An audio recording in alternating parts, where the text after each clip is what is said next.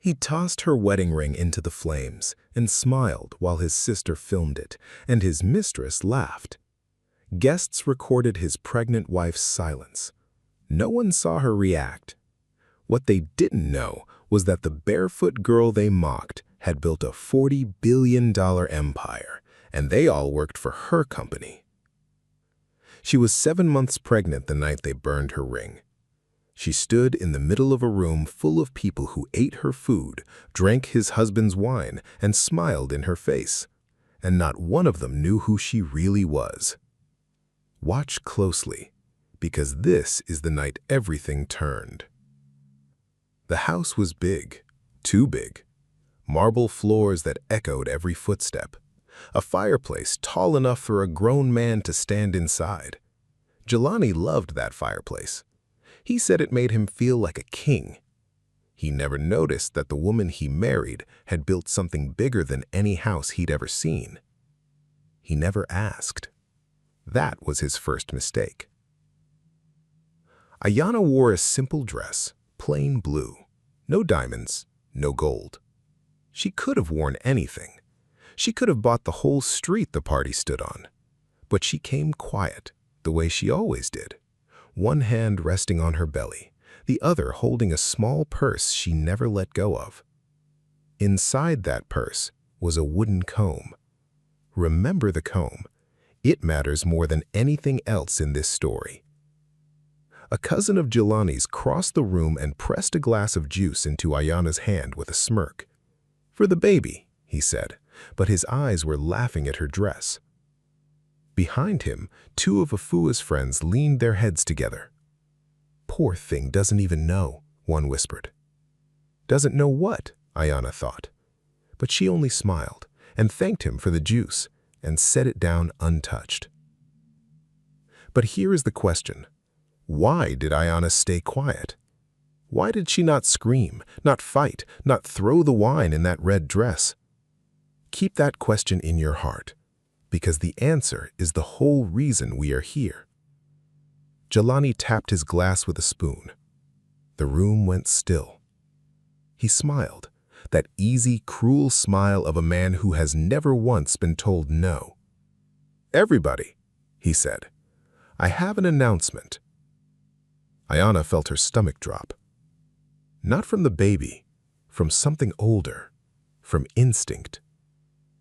5 years, Jelani said, raising his glass toward his wife.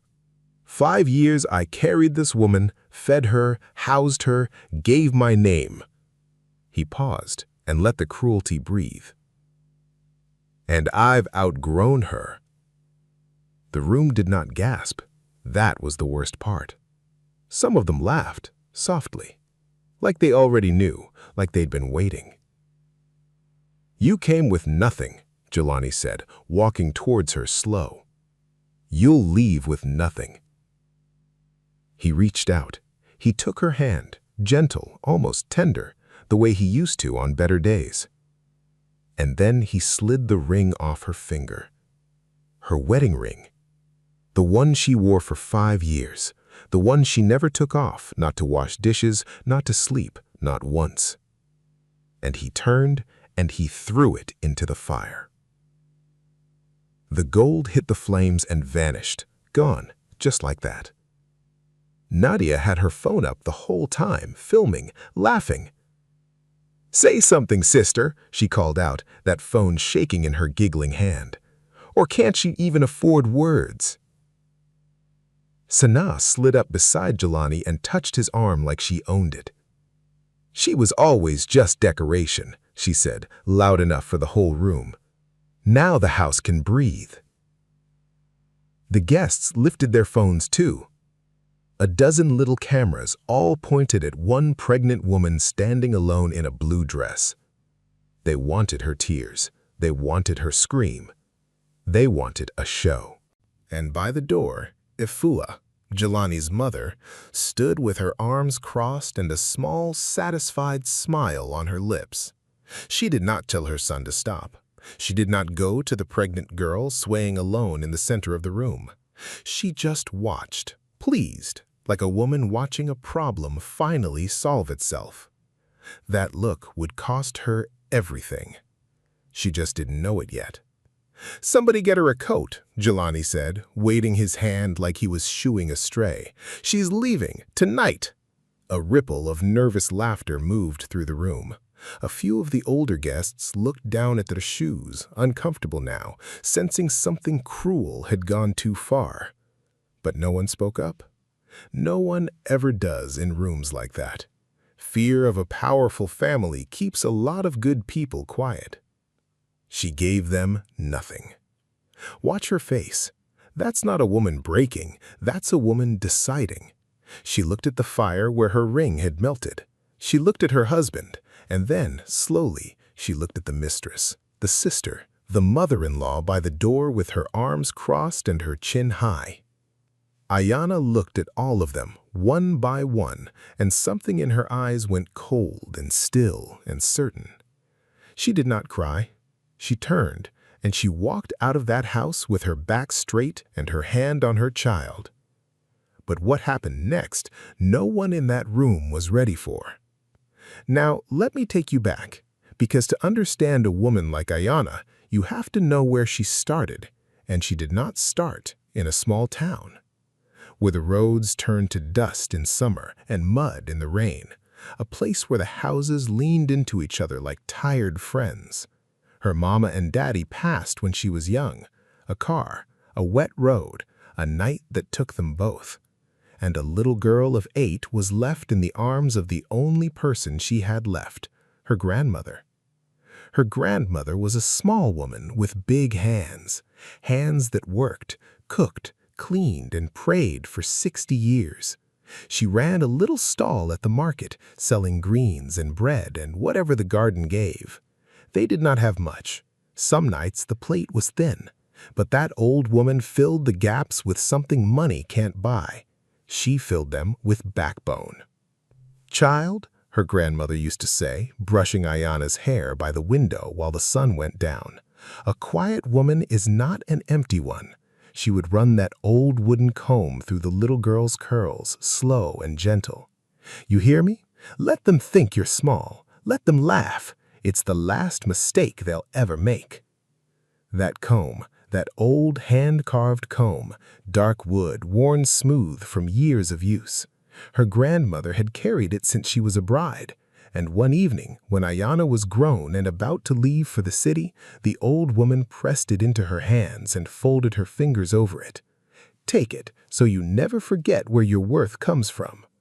And there was something else, too, a small folded paper tucked deep into the handle where no one would look. "Don't read it yet," her grandmother said. "You'll know the day, and when it comes, you read it and you'll understand everything." What was written on that paper? Hold on to that question. We'll get there. I promise you we'll get there. Ayanna was kind. That was the truth of her, under all that quiet. She was the girl who gave her lunch to the boy who had none. She was the woman who, years later, standing broke in a city that didn't want her, still stopped to buy a meal for a hungry old man sitting outside a shut-down office building. She didn't know that man owned the building. She didn't know he'd been watching people walk past him all day, testing them, and she was the only one who stopped. She didn't help him to get anything. She helped him because that's who she was. That old man became her first teacher. He saw something in her, that rare mix of soft heart and iron spine. He taught her about business the way you'd teach a daughter. Numbers, deals, patience. How to see 10 moves ahead when everyone else stared at the move in front of them. "Most people chase the loud money," he told her once, tapping the table with one finger.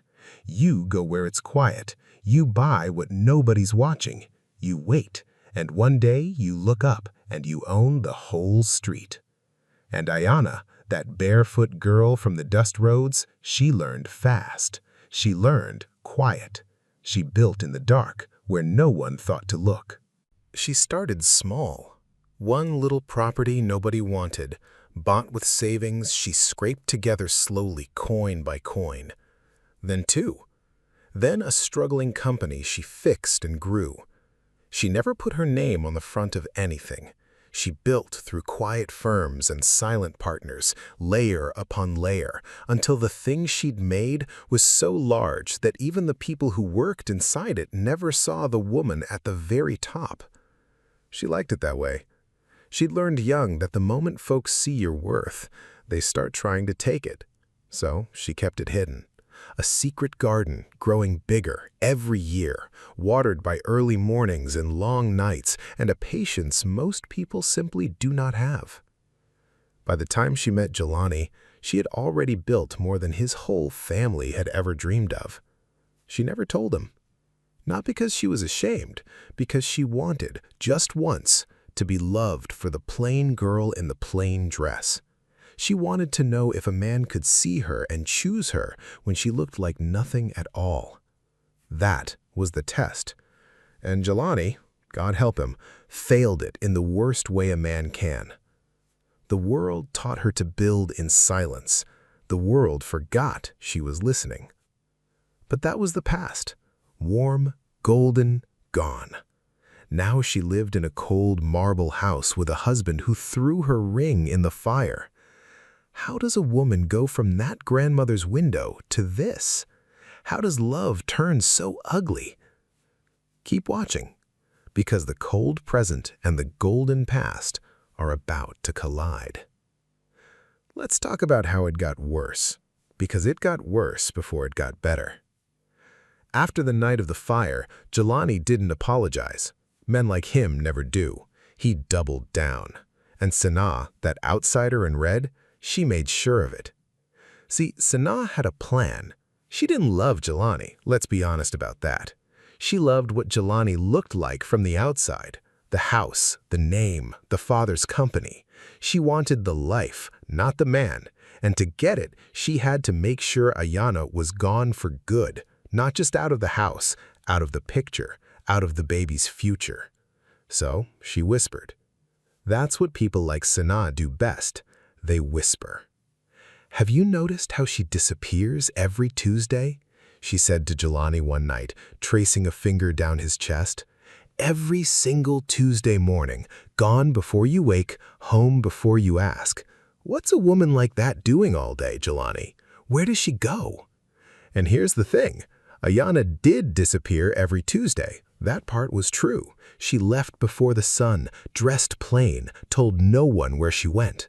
Why? What was she doing? The whole house wondered. Even you're wondering now. Good. Hold that. Sanaa built a story out of that mystery. She said Ayana hid money. She said Ayana was cheating. She said Ayana had a secret life, secret men, secret accounts. Lies. All of it. But lies are like smoke. You don't need fire to choke on them. And Jelani believed her. Now, why would a man believe a lie about the woman who loved him? Here's the truth, and it's an ugly one. Jelani believed it because he needed to. Deep down, under the swagger and the loud voice, Jelani was afraid. He built nothing himself. Everything he had came from his father, Obasi. The company, the house, the name, all his father's. And a man who builds nothing lives every day terrified that someone will notice. Ayana, quiet as she was, made him feel that fear because she carried herself like someone who didn't need him, and he couldn't stand it. So when Sanaa handed him a reason to throw Ayana away, he grabbed it. It was easier than facing what he was. Do you see it now? That's not a cartoon villain. That's a scared man, and scared men do the cruelest things. There was a night, about a week before the fire, when Ayana tried. She really tried. She came to him soft, the way a wife does, and she sat on the edge of the bed, and she said, Jelani, talk to me. Whatever you think I've done, ask me. I'll tell you the truth. I've always told you the truth. And for 1 second, something flickered in his eyes. Doubt, maybe even shame. But then Sanaa's voice was in his head, and his pride shut the door. Don't play innocent, he snapped, and he turned his back on her. I know what you are. He didn't. He had no idea what she was. That was the tragedy of it. The man slept next to a queen every night and treated her like dirt because a liar in a red dress told him to. The family joined in too. His sister Nadia, who filmed the fire, she wanted Ayana gone because Ayana made her look bad just by existing. Gentle where Nadia was loud, patient where Nadia was greedy. And the mother, Efua, that woman by the door with the crossed arms, she had her own reason: fear. The family's money wasn't what it used to be. The company was shaking, and Efua was terrified that a baby, Ayana's baby, would one day have a claim on whatever was left. "Get her out before the child comes," Efua told her daughter in the kitchen, not knowing Ayana stood just past the doorway. "A baby changes everything. A baby gives her rights. We move now or we lose it all." "And the baby?" Nadia asked, lowering her voice. "What about the baby?" There was a pause, a long one. "The baby is not our problem," Efua said finally, cold as a stone. "Let her raise it wherever she came from. This family doesn't need another mouth with her blood in it." Ayana heard it, every word. She stood frozen in that hallway with her hand on her belly and her heart cracking down the middle. Her husband didn't want her. His family was plotting to throw her out like trash before her child could even be born. They didn't even want the baby, her baby, the innocent life growing under her heart. The outsider was already measuring the curtains, and these people she had cooked for and smiled at and tried to love, were standing in a kitchen deciding to erase her like she was a stain on their good name. Something you should understand about a woman like Ayana: she could take an insult. She could take a slap to her own pride and never blink, but you do not threaten her child. You do not stand in a kitchen and call her baby a problem. That is the one line, and they had just crossed it, laughing. She went to her room. She sat on the edge of the bed. She didn't turn on the light, and she took out the comb. She held that old worn wood in both hands, and for the first time in years, she let herself feel it all: the betrayal, the loneliness, the cruelty of people who never once tried to know her. "A quiet woman is not an empty one," she whispered to herself in the dark, her grandmother's voice, her grandmother's words. One tear fell, just one. It landed on the back of her hand, and she watched it sit there, shining. And then she went still. Something changed in that stillness. The hurt didn't leave, but it stopped running the show. Ayana wiped her face. She picked up her phone. She made one call. She said only 7 words, calm and low. "Move the meeting to Tuesday. I'm coming in myself." Then she hung up, and she looked out the dark window, and she waited for morning. She stopped crying, and that should have terrified them. "Now, you've been patient, so let me reward you. Let me tell you what those Tuesdays were really about, but I'm gonna let it unfold the way it unfolded for them, slow and then all at once, because they earned every second of the shock that was coming. It started with a phone call to Obasi, the father-in-law, the proud old man whose company was quietly drowning. See, 6 months before the night of the fire, Obasi had a problem he told no one. The family business, the thing his whole name was built on, was sinking. Debt, bad deals, a market that had turned against him. He was weeks from losing everything, and in his desperation, he did something that shamed him to his core. He begged. He reached out through back channels, through lawyers and middlemen, searching for one thing: a silent investor, someone with deep enough pockets to save the company without buying his pride out loud, someone who would put in the money and stay in the shadows. Why did Obasi beg for a silent investor 6 months ago? You've been holding that question. Watch it get answered now. Because a firm answered, a quiet, powerful firm no one had heard of, that moved money the way rivers move stone, slow, patient, and unstoppable. The firm sent the rescue. It saved Obasi's company. It kept the lights on, the doors open, the family name alive. And Obasi never once met the person who owned that company. He only knew the company had a chairman who kept their face hidden and their name off every paper. A chairman who, the lawyers said, prefers to observe before revealing. Obasi thanked God for that mystery investor. He toasted them at dinner. He had no idea he was toasting the same woman his son threw out into the cold. He had no idea the hand that saved him belonged to the barefoot girl his family mocked. Now, let me show you the day it all came apart.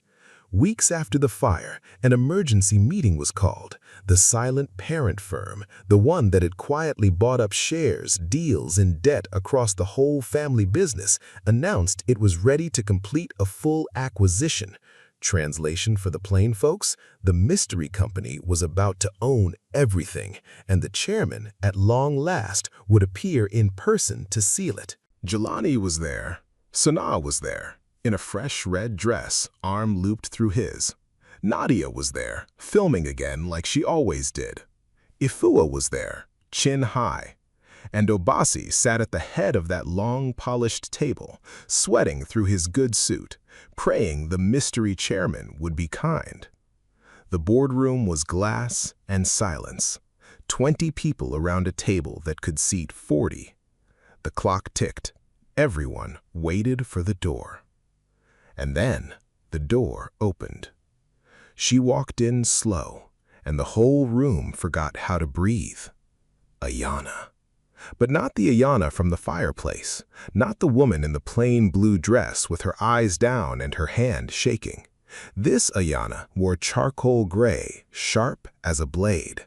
Her back was straight, her chin was level.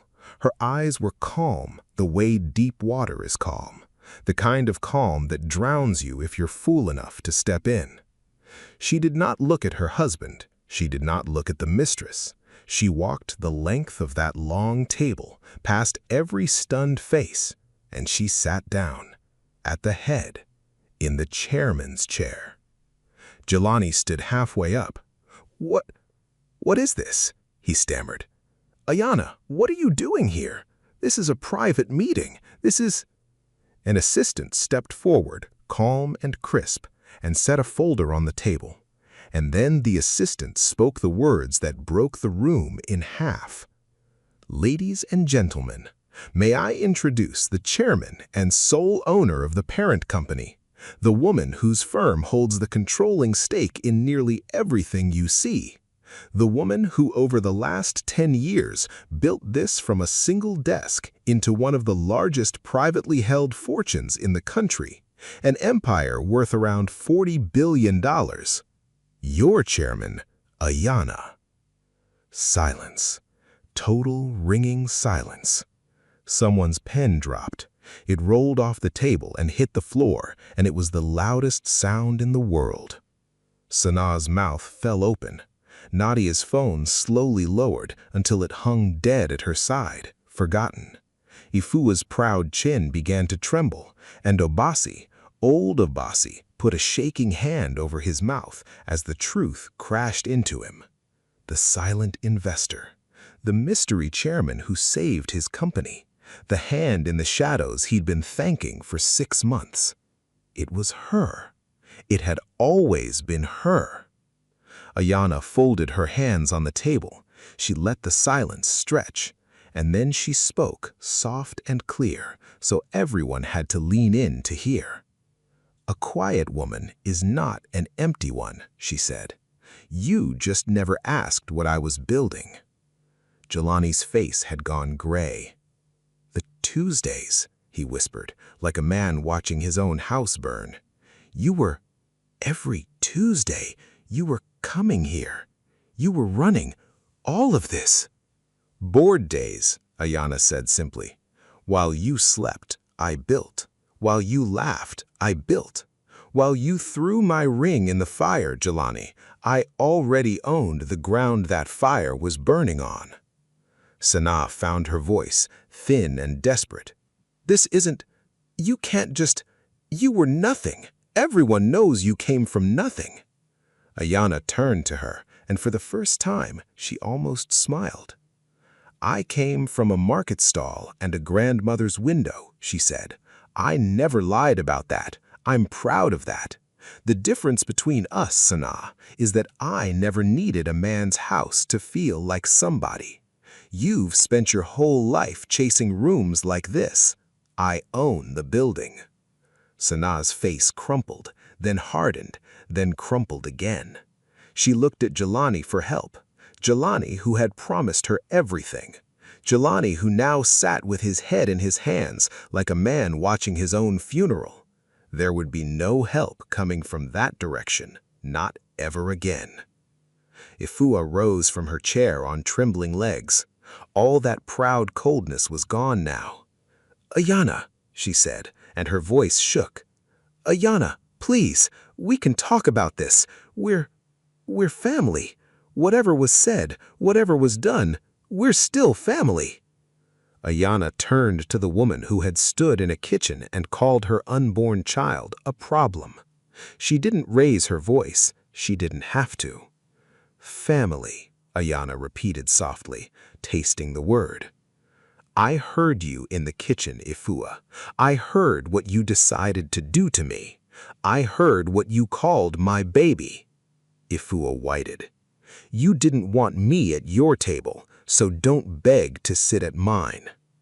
Ifua sank back into her chair like the strings had been cut. She stood. She looked down the long table at her husband, at the man who had humiliated her in front of the world. "You threw my ring in the fire, Jelani. Now watch me throw your name out of this building." You're the chairman," Jelani breathed. He said it like a prayer he didn't believe. "I always was," Jelani said. "You were just too proud to look up." The betrayers fell silent, and in that silence you could hear an empire changing hands. But justice wasn't finished, not even close. Now, here is where you learn what happens when the ground shifts under people who thought they'd always be standing on top. Ayana didn't scream. She didn't gloat. She didn't need to. Power doesn't shout. She simply began to sign papers. With the stroke of a pen, the acquisition went through. The parent firm, her firm, now owned the family company outright. And that meant Ayana owned Jelani's title, Jelani's office, Jelani's parking space, the very chair he sat in. All of it. His. She removed him first. Calm, clean, final. "Your position is dissolved," she told him, not even looking up from the page. "Effective now. Clear your desk. Someone will walk you out." Jelani turned to his father, wild-eyed, looking for the safety net that had always been there. Dad, do something! Say something! This is our company! This is our name!" But Obasi couldn't even look at him, because Obasi finally understood the full shape of what his son had done. Jelani hadn't just thrown away a wife. He'd thrown away the one person who had quietly saved the entire family from ruin. He'd insulted, humiliated, and discarded the most powerful woman any of them would ever meet, and he'd done it laughing, on camera, in front of the world. "You fool," Obasi said, and his voice cracked like old wood. "You threw away the only good thing that ever walked into this family. She saved us. She saved me, and you set her on fire for that woman in the red dress." The old man's eyes filled. "You've ended us, son. You've ended us." Jelani looked at his father, then at Ayana, then down at his own empty hands like he was seeing them clearly for the first time. "I didn't know. Ayana, I swear to God, I didn't know who you were." And Ayana gave him the truest answer there is. "That was always the problem, Jelani," she said quietly. "You never once tried to know me. You looked at me for 5 years and never saw a single thing. A man who can't see his own wife doesn't deserve to keep her." And now, watch the outsider. Watch how fast loyalty runs when the money's gone. Sanaa grabbed Jelani's sleeve in the hallway outside the boardroom, her painted face twisted in panic. Jelani, listen to me. What are you going to do? You have to fix this. You have to get your position back. You have to—" "There's nothing to get back," Jelani said, hollow. It's gone. She owns all of it. She owns everything. Sanaa let go of his sleeve like it had burned her. She took a step back. The love, if you could ever call it that, drained right out of her face.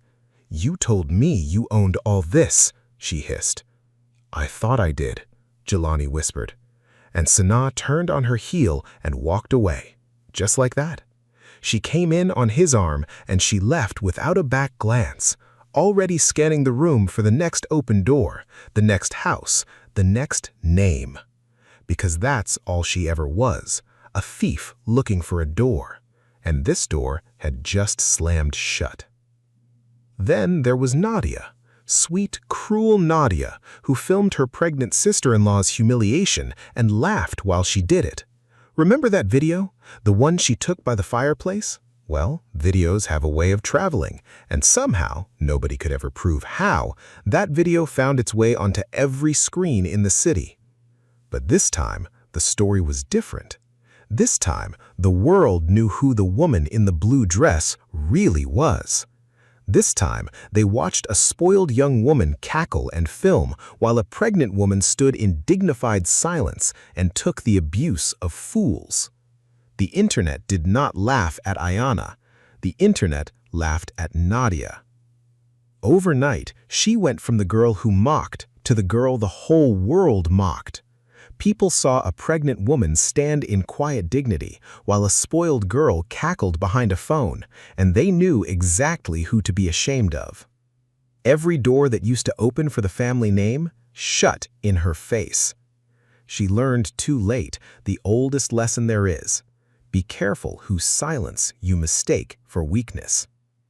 And Efua, the mother who plotted in the kitchen, who wanted the pregnant woman thrown out before the baby could come. She was left standing in a mansion that no longer belonged to her family, in a life built on a name that no longer opened anything, watching everything she'd schemed to protect slip through her fingers like water. Fear had driven her to betray the one person who could have saved them all, and fear, in the end, cost her everything she feared to lose. Here is the moment that tells you who Ayana really was. Before she left that building for good, a single sheet of paper was placed in front of her. One signature, just one, and she could have restructured the family's remaining debt, forgiven it, handed them a soft landing, let them keep their heads above water. The life-changing kind of mercy that a fortune like hers could grant without blinking. The way you or I might forgive a few dollars owed by a friend. Ayana looked at that paper for a long moment. She thought about the fire, the laughter, the phones, the whispers of 5 long years, the kitchen plot, the ring melting in the flames. And then she set the pen down, uncapped, unused. "No," she said quietly. "They wanted me to leave with nothing." She rose, one hand on her belly, and she looked at them all one final time. "Let them keep what they built without me." She didn't raise her voice once. She never had to. She walked out of that building with the same streaked back she'd walked out of the burning house with. Only this time, everyone finally knew exactly who they'd let slip away. Months passed.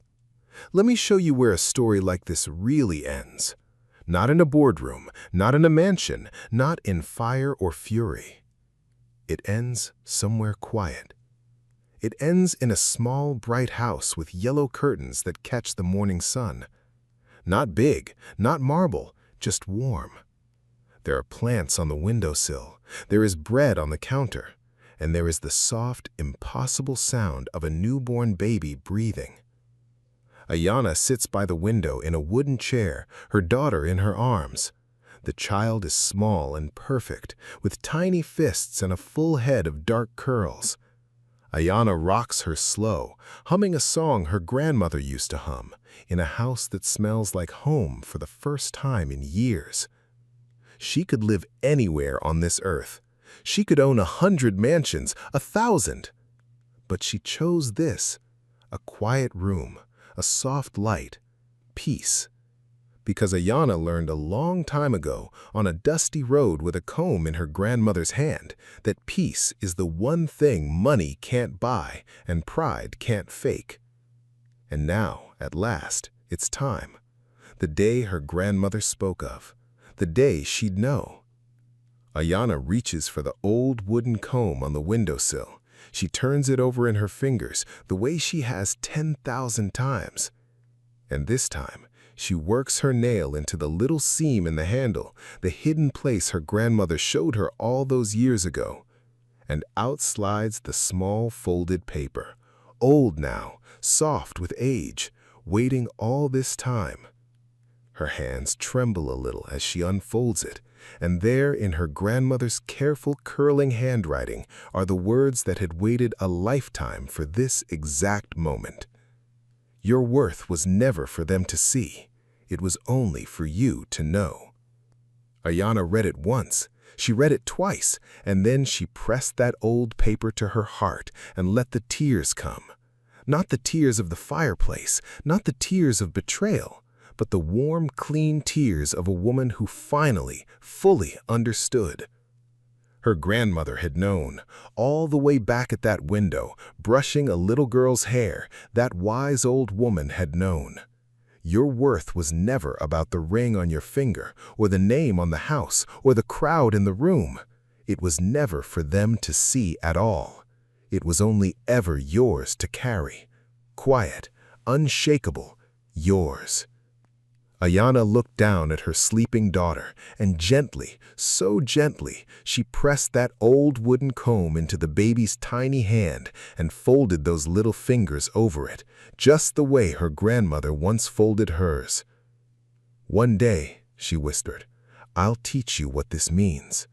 A quiet woman is not an empty one, and your worth, my love, your worth was never for them to see. It was only for you to know."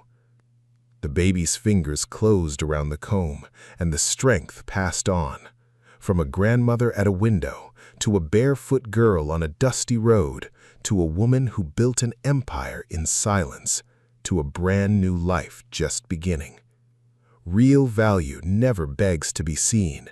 Let the loud ones burn themselves out. The quiet ones inherit the fire. Outside, the world kept spinning. Somewhere, a fallen man sat in a small rented room staring at a wall, remembering the day he set his whole life ablaze for a woman in a red dress who was already long gone. But that's his story now, his silence to sit in. Ayana's story was the bright room, the yellow curtains, the baby's breath, and the peace she'd earned the long, hard, quiet way. And she never looked back.